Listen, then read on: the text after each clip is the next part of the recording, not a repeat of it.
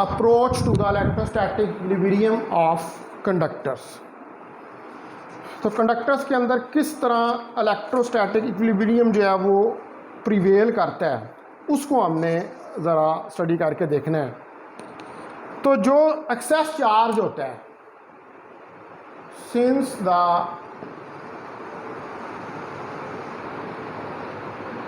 Access charge reside on the surface of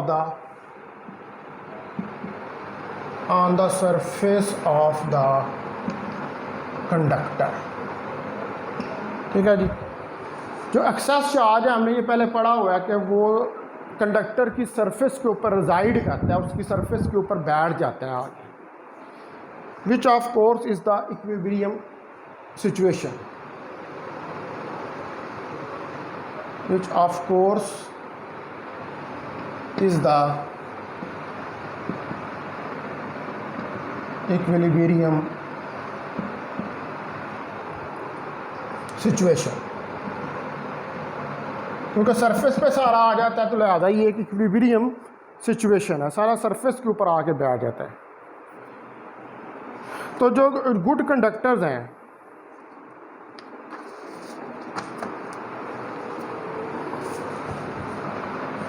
for good conductors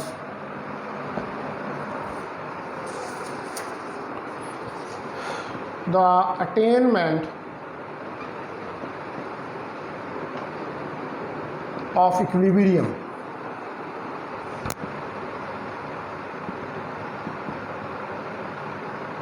तो उनके लिए जो अटेनमेंट है इक्विलिब्रियम की इज एक्सट्रीमली रैपिड, वो बहुत रैपिडली अकर करती है।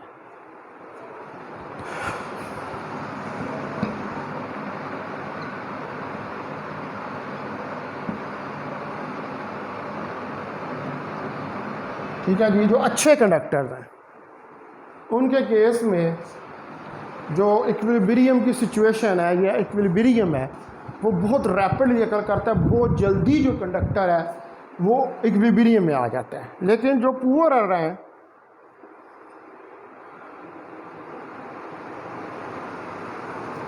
तो जो जितना पुअर कंडक्टर होगा the poor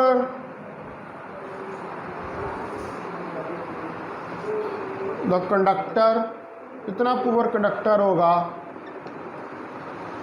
the slower is the approach,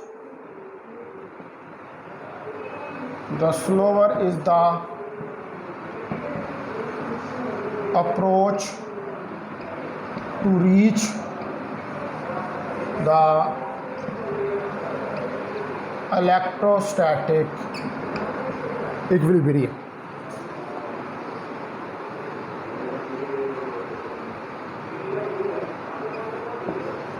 तो जितना पुअर, अगर तो अच्छा कंडक्टर है तो उसके अंदर फ़ौरन इलेक्ट्रोस्टैटिक इक्विलिब्रियम स्टैब्लिश हो जाएगा।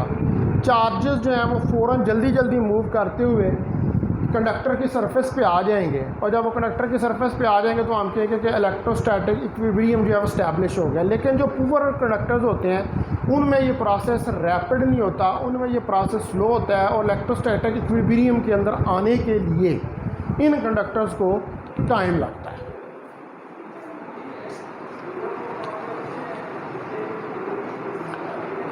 अब आप कंसिडर करें एक homogeneous isotropic material. Consider a homogeneous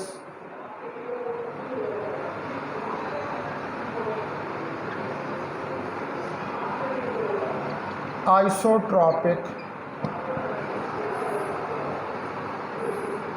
medium. एक होमोजीनियस आइसोट्रॉपिक मीडियम जो है उसको कंसिडर करें, which is characterised by the conductivity G, which is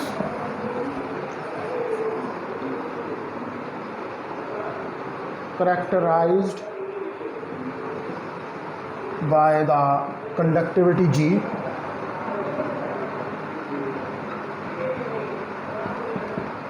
जिसको क्या आपने करेक्टराइज किया हुआ है कंडक्टिविटी जी से and permittivity epsilon.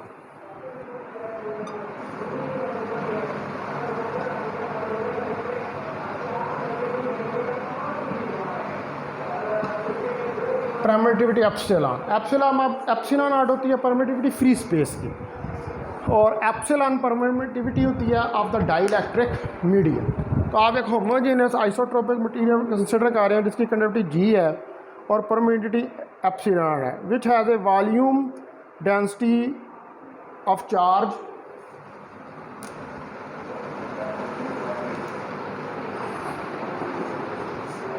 which has a volume charge density rho naught X comma Y Z, और इसकी चार्ज डेंसिटी जो है वो rho naught X comma Y Z. एक होमोजीनियस आइसोट्रोपिक कि इसके अंदर पोलराइजेशन और इलेक्ट्रिक फील्ड जो है वो एक ही डायरेक्शन में होंगे। ये मैं आपको कल वाले लेक्चर में भी ये बता रहा था।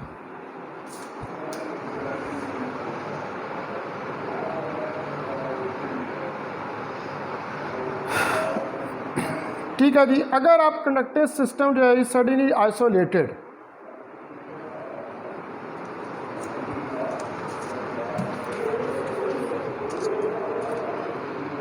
if the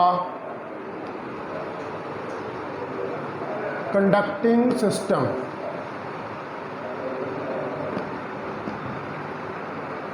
is suddenly, अगर कंडक्टिंग सिस्टम जो है उसको सडनली आप आइसोलेट कर दें, applied active field is suddenly isolated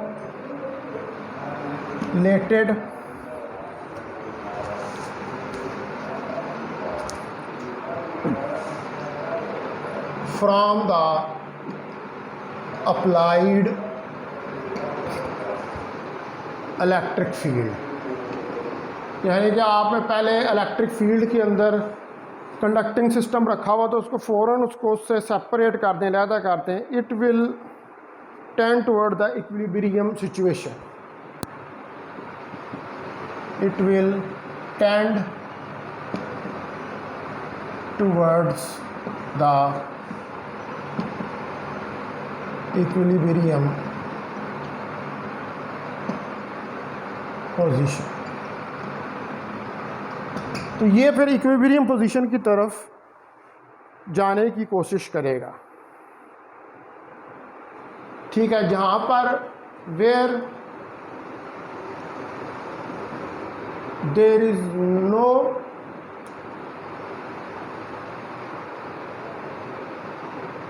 access charge, यहाँ पर पे कोई भी एक्सेस चार्ज नहीं होगा in the interior of the system. उसकी वजह यह है कि सारा चार्ज जब ये इक्विलिब्रियम की तरफ जाएगा तो सारा चार्ज जो है वो इसकी सरफेस की तरफ जो है वो आ जाएगा। इस बात का आपको पता है, आपने कंडक्टर को स्टडी किया हुआ है सेकंड चैप्टर में। जब कंडक्टर इक्विलिब्रियम की तरफ जाता है तो उसके इंटीरियर के अंदर आप उसके इंटीरियर के अंदर गाउस लॉ को अप्लाई करें तो इलेक्ट्रिक फील्ड ज़ीरो होगा, क्योंकि टोटल चार्ज इनक्लोज जो है वो ज़ीरो होता है। वो सारा चार्ज जो है वो कंडक्टर की सरफेस के ऊपर जो है वो चला जाता है। तो जब ये इक्विलिब्रियम जाएगा तो सारा चार्ज कंडक्टर की सरफेस की तरफ चला जाएगा। तो अब अगर हम इसके ऊपर अप्लाई करें इक्वेशन ऑफ कंटिन्यूटी,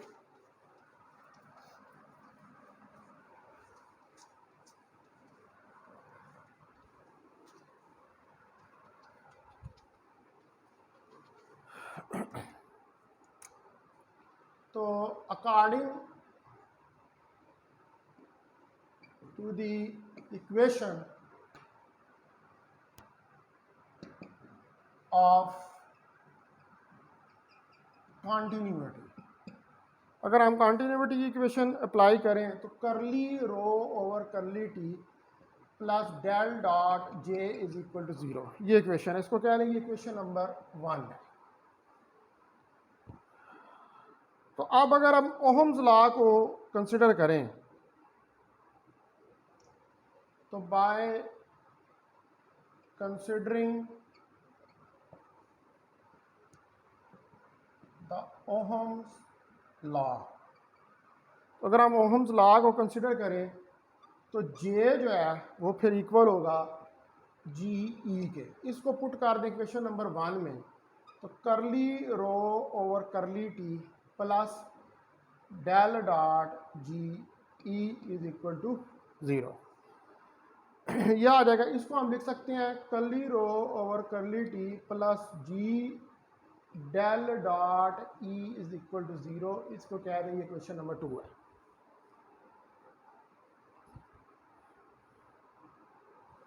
तो डेल डॉट ई जो है ये सोर्सेज ऑफ द फील्ड से रिलेटेड है। Del dot E is related to the sources of the field. तो डेल डॉट ई जो है यानी कि जो डाइवर्जेंस है ये रिलेटेड है सोर्सेज ऑफ द फील्ड के साथ। तो इन फैक्ट फिर हमारे पास अगर सोर्सेज हैं तो फिर डेल डॉट ई जो है ये rho over epsilon not as a differential form of the Gauss law. तो अब जो इक्वेशन 2 है फिर ये वैल्यू इक्वेशन 2 के अंदर पुट करें। So equation 2 becomes curly rho over curly T plus g rho over epsilon not is equal to 0। तो ये आपके पास इक्वेशन नंबर 3 जो है वो आ जाएगी। यहाँ पर हमने जो है वो ओहम्स लॉ की वैल्यू जो है उसको सब्स्टिट्यूट कर दी। ठीक है, तो अब जो है सॉल्यूशन जो है इस पार्शियल डिफरेंशियल इक्वेशन का फॉर कांस्टेंट जी और एप्सिलॉन, तो उसको आप कैलकुलेट कर सकते हैं। अच्छा, यहाँ पर ये एप्सिलॉन नॉट नहीं होगा क्योंकि डाइइलेक्ट्रिक मटेरियल है, तो ये सिर्फ एप्सिलॉन होगा। रो ओवर एप्सिलॉन और रो ओवर एप्सिलॉन, क्योंकि डाइइलेक्ट्रिक मटेरियल में और डाइइलेक्ट्रिक मटेरियल में परमिटिविटी एप्सिलॉन होती है, एप्सिलॉन नॉट नहीं होती।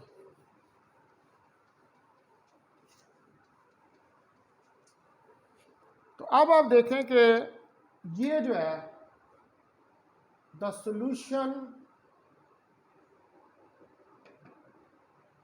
For the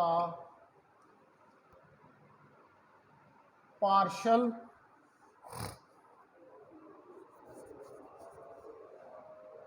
the solution for this partial differential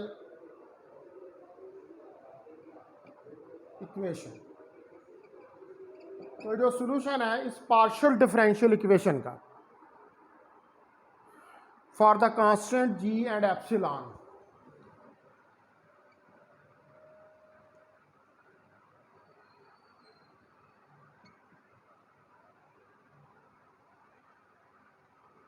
for constant g and epsilon can be calculated as curly row over curly t is equal to minus g over epsilon rho। तो यहाँ से करली रो minus जी over epsilon रो करली T के बराबर आ जाएगा, और ये आ जाएगा करली रो ओवर करली रो जी ओवर एप्सिलॉन करली टी। तो अब अगर आप इसको इंटीग्रेट करें on both sides, integrate on both sides, दोनों साइडों के ऊपर इसको इंटीग्रेट करें तो करली रो ओवर रो, तो ये फुल डेरिवेटिव हो जाएगा जब इंटीग्रल के अंदर जाएगा, जिसको आप कह लें डी रो ओवर रो माइनस जी ओवर एप्सिलॉन डी टी। तो इनको इंटीग्रेट करें तो तो जब इंटीग्रेट करेंगे तो ये क्या आ जाएगा, ये आ जाएगा log of rho is equal to minus ji over epsilon t plus c. ये इक्वेशन आ जाएगी इंटीग्रेट करने के बाद। सी जो है यहाँ पर कांस्टेंट ऑफ इंटीग्रेशन, इसको कह लेंगे इक्वेशन नंबर 4 है।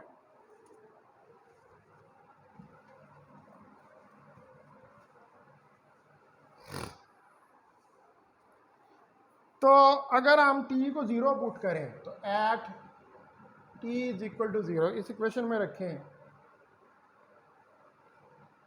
तो log of rho g over epsilon, इसको कह देंगे रो नॉट 0 प्लस सी, तो सी आ जाएगा log ऑफ रो नॉट के बराबर। तो ये log ऑफ रो नॉट जो है put this value in equation 4, तो log of rho minus ji over epsilon naught T plus log of rho naught, तो ये आ जाएगा log of rho minus log of rho naught minus ji over epsilon naught T, तो ये हो जाएगा log of rho over rho naught minus ji over epsilon T.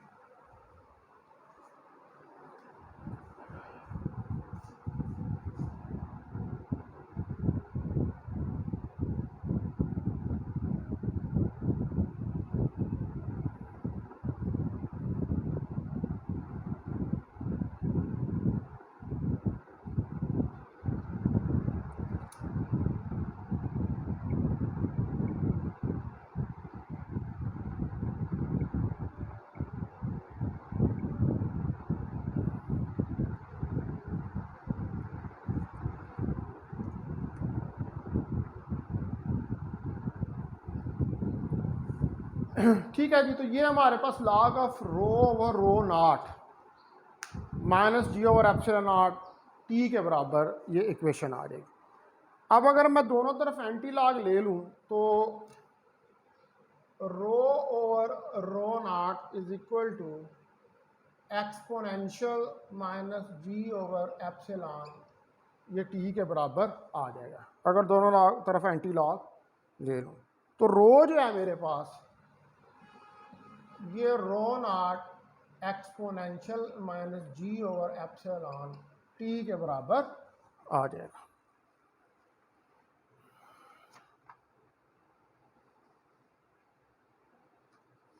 इसका मतलब है कि इस इक्वेशन का मतलब यह है कि जो इक्विलिब्रियम स्टेट है या जो इक्विलिब्रियम कंडीशन है which shows that the equilibrium state is reached exponentially. ठीक है, यानी कि एक्सपोनेंशियली इतनी तेज़ी के साथ, अच्छा कंडक्टर हो तो उसमें इतनी तेज़ी के साथ जो है वो एक्सपोनेंशियल कंडीशन जो है वो रीच करती है। आपको इससे नज़र आ रहा है इस इक्वेशन से कि एक्सपोनेंशियली जो है वो सिस्टम जो है वो रीच कर जाता है इक्विलिब्रियम स्टेट को। अब इसके अंदर एक टर्म होती है रिलैक्सेशन टाइम, ये जो टी आ रहा है इसके अंदर,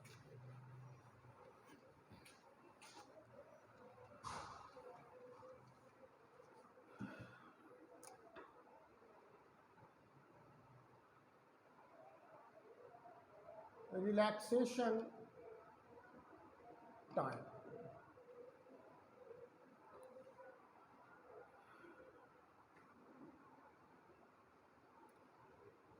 तो रिलैक्सेशन टाइम जो है इज ए मैयर, ये मैयर है how fast the conducting medium, how fast the conducting medium, तो कितनी तेजी से जो कंडक्टिंग मीडियम है अप्रोचेस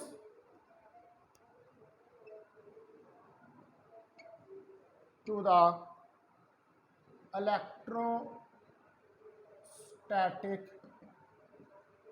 इक्विलिब्रियम। ये वो टाइम है कितने टाइम में या कितनी जल्दी एक सिस्टम जो है वो इलेक्ट्रोस्टैटिक इक्विलिब्रियम तक पहुंचता है। तो फ्रॉम द एक्सप्रेशन, अब जो हमारे पास एक्सप्रेशन अभी हमने निकाला है rho not exponential g t over epsilon, ये निकाला है।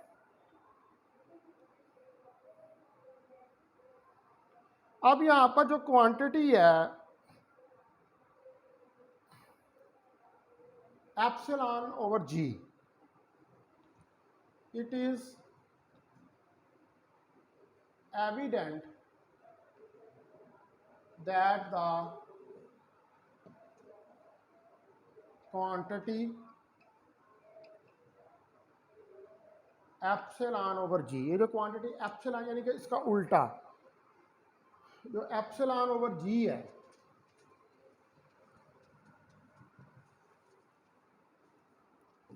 Has the dimensions of time, has the dimensions of time, इसकी जो है वो डायमेंशंस हैं टाइम की। जी जो है कंडक्टिविटी है और एप्सिलॉन जो है ये परमिटिविटी है डाइलेक्ट्रिक की of time called the relaxation time,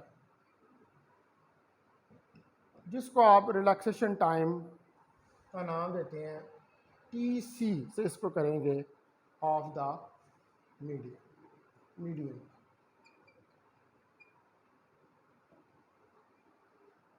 ठीक है जी, तो इसका मतलब है कि t c is equal to epsilon over g is equal to epsilon eta, और हमें पता है कि ईटा 1 ओवर जी के बराबर होता है। तो ये वो रिलैक्सेशन टाइम है कि जिसमें कोई कंडक्टिंग मीडियम जो है वो अप्रोच करता है इलेक्ट्रोस्टैटिक इक्विलिब्रियम की तरफ, इतने टाइम में ये जो जी ओवर एप्सिलॉन है ये that is the relaxation time. अच्छा, अब आपका ये चैप्टर जो है वो ख़त्म हो गया, फिनिश हो गया। अब जो है वो चौथा चैप्टर जिसके स्पेशल लेक्चर हो रहे थे वो अब कल से चौथा चैप्टर जो है वो रूटीन के लेक्चर्स के अंदर ही अब हम उसको स्टार्ट कर देंगे पढ़ना। ठीक है, तो ये चैप्टर जो है ये आपको गिरफ्त के अंदर शायद इसके आपको क्वेश्चंस ना मिले, तो आप इसको बनी मीन के अंदर जो है इससे रिलेटेड जो बनी मीन की किताब जो है मैंने आपको कुछ पेजेस दिए थे कॉपी करवाने के लिए, उसके अंदर जो क्वेश्चंस हैं उनसे आप इसकी असाइनमेंट जो है वो आपने तैयार करनी है। उसके अलावा आपका चैप्टर नंबर 3 भी ख़त्म हो गया हुआ है, उस सारे सवाल जो है वो आपने करने हैं गिरफ्त के, उसके चैप्टर नंबर 3 का जो गिरफ्त का चैप्टर है, और ये चैप्टर नंबर 4 जो है इसके भी आपने सारे प्रॉब्लम्स करने हैं। आपने प्रीवियस प्रॉब्लम पेपर्स देखे हैं और उनमें आपने देखा कि वो ज़्यादा प्रॉब्लम्स के ऊपर फोकस करता है, थ्योरी जो है वो ज़्यादा शॉर्ट क्वेश्चंस के अंदर जो है वो देता है। तो ये सारे प्रॉब्लम्स आपने करने हैं, ये असाइनमेंट्स आपने करनी है। आपको इतनी छुट्टियाँ हुई हैं, ठीक है, इसमें बाकी आपके कोर्सेज़ नहीं हो रहे, सिर्फ मैं ही आपको कोर्सेज़ जो हैं वो पढ़ा रहा हूँ, तो आप इसका जो है वो फ़ायदा उठाएँ और अपनी जो असाइनमेंट्स हैं उनके ऊपर तवज्जो दें और उन्हें कंप्लीट करें। ठीक है, क्योंकि आपको टाइम मिल गया और ज़्यादा जो है वो इसके अंदर प्रॉब्लम्स आने का अंदेशा है कि ज़्यादा जो है वो प्रॉब्लम्स ही आएंगे। ठीक है, तो प्रॉब्लम्स के ऊपर जो है वो आप फोकस जो है वो आपको आना चाहिए। तो कल जो है वो फिर मैं शुरू करूँगा boundary conditions for the field of vectors, जो चौथे फोर्थ चैप्टर है जो इसमें हमने स्पेशल लेक्चर्स को शुरू किया, तो अब वो स्पेशल लेक्चर्स ख़त्म हो जाएंगे और अब ये रूटीन के अंदर ही जो है ये आ जाएगा। तो अभी मैं यहाँ पर इसको लेक्चर को एंड कर रहा हूँ। ये 5वां चैप्टर आपका एंड हो गया है। इसकी असाइनमेंट हमने बनी मीन की किताब जो है उससे तैयार करनी है और सबमिट करनी है। 10 दिन है आपके पास। तीसरी असाइनमेंट के लिए भी आपके पास 10 दिन है। वो यू आर वेरी स्लो, आपको छुट्टियाँ हुई हैं लेकिन हमने कोई उन छुट्टियों का फ़ायदा जो है वो नहीं उठाया।